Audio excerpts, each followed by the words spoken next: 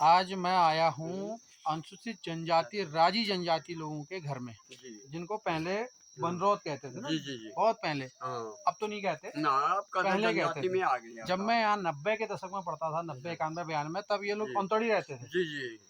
उस टाइम पे। और अभी के समय में बहुत ज़्यादा परिवर्तन नहीं आया। पीछे आप देख रहे हो इनका ये घर, इन्होंने यहाँ से एक एप्लीकेशन दे रखी है। 3 महीने हो गए कनाल ब्लॉक से अभी तक वो पिथौरागढ़ नहीं पहुँची। और इनकी जो घर की स्थिति है, एक ही लड़का है, बच्चे हैं। अन्य लोगों से भी मेरी बात हुई, पीछे अलग अलग सब लोग रह रहे हैं। खेती बाड़ी बिल्कुल ख़त्म है, कुछ नहीं है, रोज़गार बिल्कुल नहीं है। जब से मशीनें आई हैं, इनका जो भी रोज़गार था, चाहे वो आपकी लकड़ी का था, चाहे वो घरों में काम करने का था, खेतों में काम करने का था, वो सारा ख़त्म हो गया है।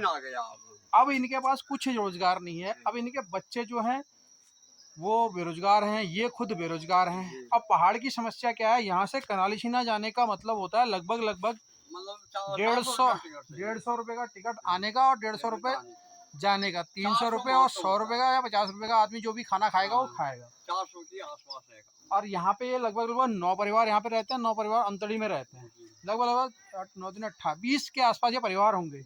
अब किसी परिवार में जो घर की परिवार की संख्या है वो लगभग 15-20 भी होती है, किसी में 6 भी है, किसी में 8 भी है। पहले जो राशन मिलता था 40 किलो, उससे इनका भरण पोषण हो जाता था। अब राशन हो गया है कम, अब राशन हो गया है 20 किलो, लेकिन मिलता इनको कुछ भी नहीं है। उसमें 20 किलो में इनका परिवार का पूरा पालन पोषण होता नहीं और काम हो गया ख़त्म। इनके पास क्या है, स्किल कुछ नहीं है। जो स्किल थी इनकी प्राकृतिक थी वो अब ख़त्म हो गई है। घरों में लोग अब मशीन ला के अपना पेड़ पौधे सब काट ले रहे हैं। जितने भी जंगल के कार्य थे वो बंद हो गए हैं, क्योंकि फॉरेस्ट बहुत स्ट्रिक्ट हो गया है।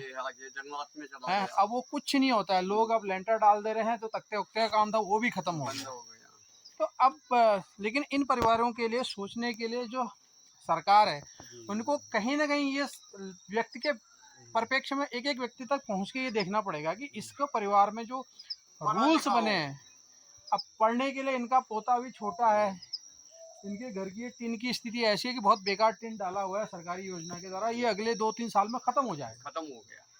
एक गाय है इनके पास, तो ऐसे ही लगभग सभी घरों में होगा, सभी हो। अब वो देखिए इन्होंने दूसरे गांव वालों से ज़मीन लेके एक नाली 2-2 नाली ज़मीन लेके जंगल के बीच में जो ये नाप ज़मीन थी, इसमें मकान बनाया हुए हैं।